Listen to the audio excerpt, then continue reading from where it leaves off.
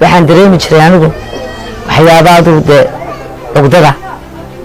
marmar waxa guri intaan dibadda u yar baxan iska hooyi jiray haddana waan soo geli jiray maxaa loo yeesaa markii ku argo kelmadaha wadaaladeena looya dabad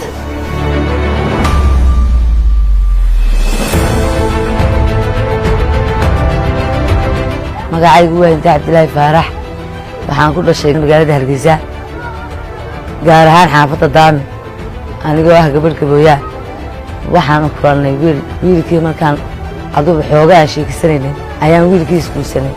wiilkii inaan yar baan u dhalay hantidiisii iyo gurigiisii markii geeyey waxaa la soo hadashay hooyadii waxay ku tiri waxaa doonayaa inaan agtaada soo dego wuu soo raray agteeduu boorga dhisay islaantii waxay bilowday subaxii markuu uu baxaba inay afaari qabiili ay la timaado iyo dhagahadal iyo cay iyo hooyadii kelmadahay hor jirtay waxaa ka mid ah midgaanta ilmahay leedahay dhabta ma saarayo ilmahay dhashayna waxa ku yidhi waxba ma siinayo waxa ku yidhi anigu warqadaydii baan rabaa haddaad warqadaadii dooso warqadaadina waan ku siinayaa magaalada Hargeysa oo kaaga baxayo waayahay baan ku yidhi inankii u taariibay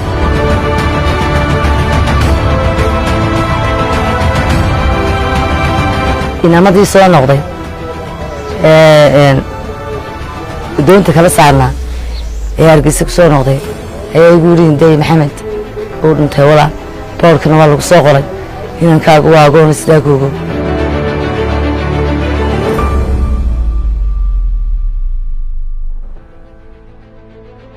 qoyskii markii aan u tegey waxay yidhahdeen annagu dhaxal aan u hayno meeshan kuma hayno dee sidii annaga waxa ku yidhi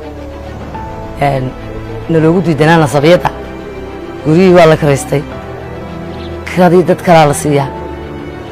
agoonkii yaraa walkaasoo wax alla waxaan siiyana xataa uma hayaanu dad baa waxa ku yidhi madrasadda iga bixiya bishi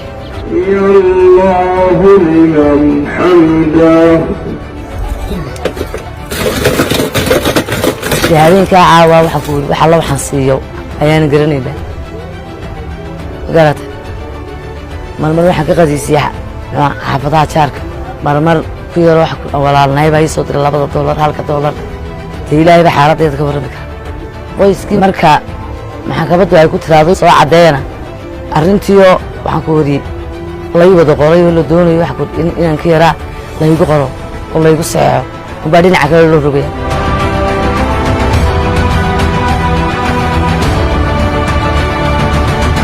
haddana waxaasoo dhan waxaa laygu samaynayaa dee waa qabyaaladu guubays baa noo dheer soomaalida waxaan ku qabnaa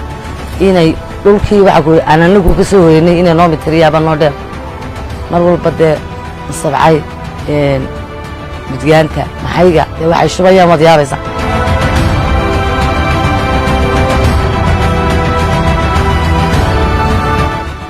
meel alla meelaan ka socdo markaan garan waayey inan baa igu yidhaa anaan ku geynay reer hayada haddii ilaahay kaaga naxiyo waa ii geeye baan ku wuri inamadii way wanaajiyeen waxaan ku yidhi xataa loo yar bay ii qabteen xataa lacagtii way iga bixiyeen intii aan hayadda la kulmay aad baan ugu farxaysatay runtaa iminkana waad helaysaa mooye waad waayeysaa ismabeliiba ilaahay waxa ku hayla garab qabta